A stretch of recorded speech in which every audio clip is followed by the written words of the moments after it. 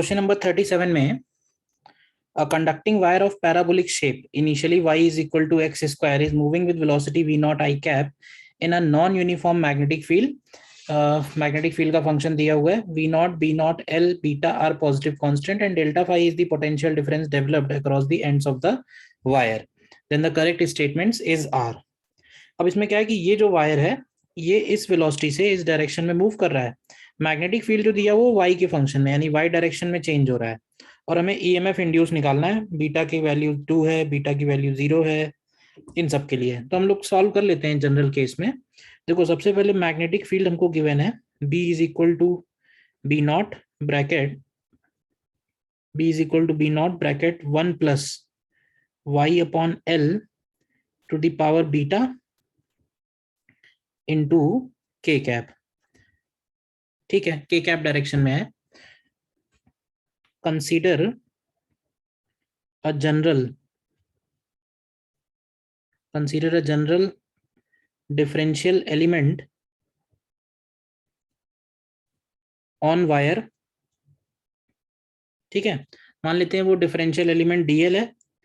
तो dl vector की value हम लोग लिख सकते हैं dx i cap plus dy j cap. अब हमको मालूम है कि ईएमएफ इंड्यूस मोशनल ईएमएफ की जो वैल्यू होती है that is dl dot v cross b, यानी एक तरह से वो इन तीन वेक्टर्स का स्केलर ट्रिपल प्रोडक्ट है. और स्केलर ट्रिपल प्रोडक्ट को हम लोग डिटरमिनेंट की फॉर्म में निकाल सकते हैं. तो dl की जगह हो जाएगा dx dy 0, वेलोसिटी की जगह होगा v नॉट 0 0 और मैग्नेटिक फील्ड की जगह अब ये जो दिया हुआ है इस पूरे को हम लोग मैग्नेटिक फील्ड का z एक्सिस कंपोनेंट बोल सकते हैं. तो लेट से bz बोल देते हैं. तो ये हो जाएगा 0 0 bz.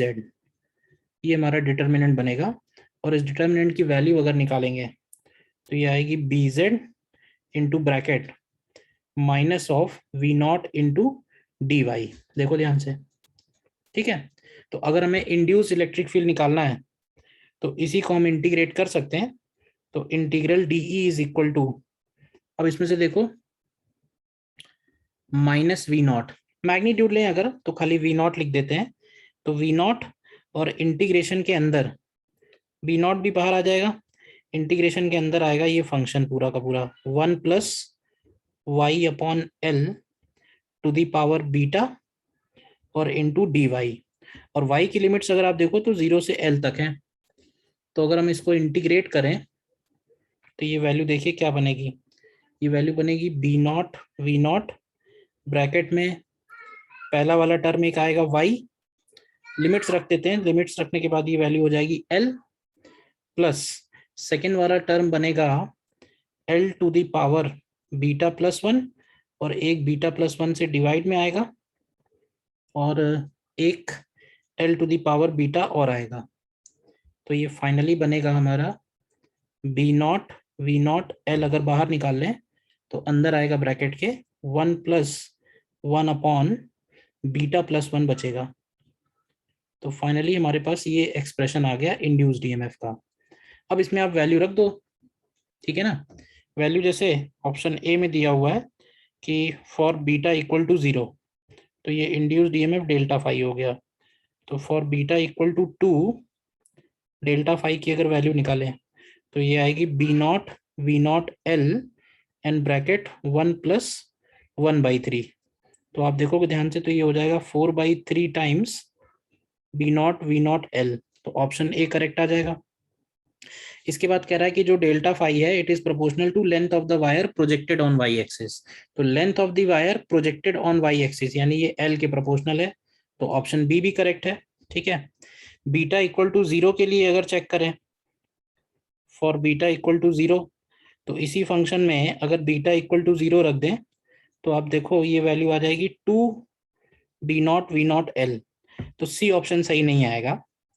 और डी में कह रहा है कि delta phi remains the same if parabolic wire is replaced by a straight wire Y equal to X initially. तो देखो वायर के शेप की बात तो यहाँ पे आई नहीं. क्यों? क्योंकि जब हमने इसका प्रोजेक्शन लिया ना तो ये dx और dy में से सिर्फ किस पे डिपेंड कर रहा है, ये dy पे डिपेंड कर रहा है. यानी वायर की लेंथ ऑन y एक्सिस पे ही डिपेंडेंट आ रहा है, केवल l ही निकल के आ रहा है.